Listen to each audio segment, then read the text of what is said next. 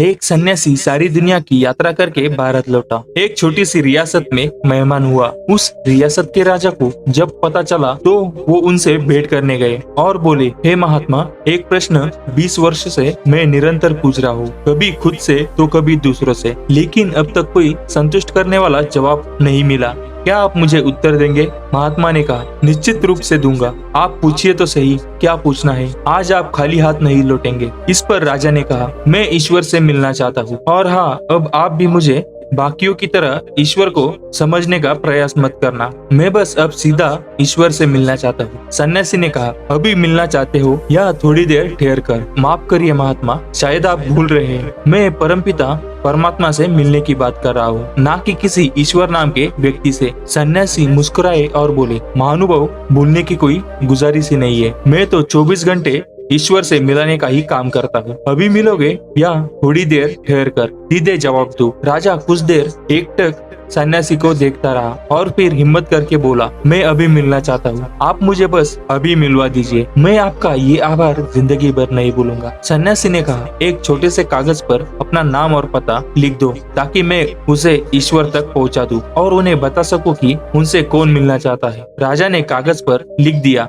अपना नाम, पता, उम्र, परिचय, उपाधियां, सब कुछ लिख दिया। सन्यासी ने कागज पढ़ा और राजा से कहा, ये जो सारी बातें आपने कागज पर लिखी है, मुझे तो झूठी मालूम पड़ रही है। राजा ने कहा, मैंने तो सब सही लिखा है। तब सन्यासी ने राजा से कहा, अगर तुम्हारा नाम बदल दिया तो क्या तुम बदल जाओगे? राजा ने कहा, नहीं, नाम बदलने से भला मैं कैसे बदल सकता हूँ, मैं तो वही रहूंगा। इस पर सन्यासी ने कहा कि ये बात तो तय हो गई कि ये नाम तो तुम्हारा परिचय नहीं है। अब दूसरी बात, आज तुम राजा हो, कल अगर भिखारी हो जाओगे तो क्या तुम बदल जाओगे? इस पर राजा ने कहा, नहीं महात्मा, मैं फिर भी वही रहूंगा जो हूँ। इस पर सन्यासी ने कहा, ठीक है, अब ये बात तय हो गई कि आपका राज्य एवं उपाधियां भी आपका परिचय नहीं है। अब राजन रही तीसरी बात, आपकी उम्र क्या है? राजा ने कहा, 40 वर्ष। इस पर सन्यासी ने कहा, तो क्या 50 वर्ष के होने पर तुम कोई दूसरे इंसान में बदल जाओगे? और जब 20 वर्ष के थे तब क्या तुम कोई अन्य व्यक्ति थे, या फिर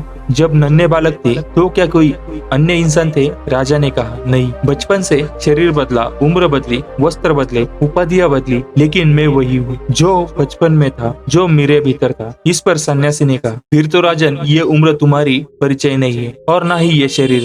फिर तुम हो कौन राजन? जो तुम हो उसे लिख दो, तभी तो मैं पहुंचाऊंगा भगवान के पास, वरना भगवान मुझे कहेंगे कि तुम झूठे हो, जो झूठे लोगों का पता लेकर आ रहे हो। राजा को कुछ समझ नहीं आ रहा था कि क्या बोले। राजा कुछ देर मौन रहा। कुछ देर बाद राजा बोला, महात्मा, ये तो बहुत बड़ी कठिनाई की बात है। मैं तो इन्हीं सब बातों को अपना परिचय मानता हूँ। इस पे सन्यासी ने कहा कि हाँ राजा, ये तो कठिनाई की बात है, जिसका मैं परिचय ना दे सकूं, बता ना सकूं कि कौन मिलना चाहता है, तो भगवान कहेंगे कि मुझे आखिर किससे मिलना है। जाओ राजन, पहले उसे खोज लो जो तुम हो, तुम्हारा असली परिचय, तुम्हारा वजूद, तुम्हारा होना। आखिर तुम धरती पर हो तो किस मकसद से हो? और ये बात कह देता हूँ कि राजन, जिस दिन तुम ये जान लोगे कि तुम कौन हो, उस दिन तुम भगवान को खोजने नहीं आओगे, क्योंकि भगवान को खोजना ही तो ये जानना है कि परमेश्वर क्या है। हमारी आत्मा भगवान का दूसरा रूप है। कितनी प्यारी पंक्तियां है, ध्यान से सुनना। मैं अपनी इबादत खुद ही कर लूं, क्या बुरा है? किसी फकीर ने कहा है कि हर इंसान में रब बसता है। दोस्तों, इस मोरल स्टोरी से हमें ये सीखने को मिलता है कि ईश्वर हर इंसान में है,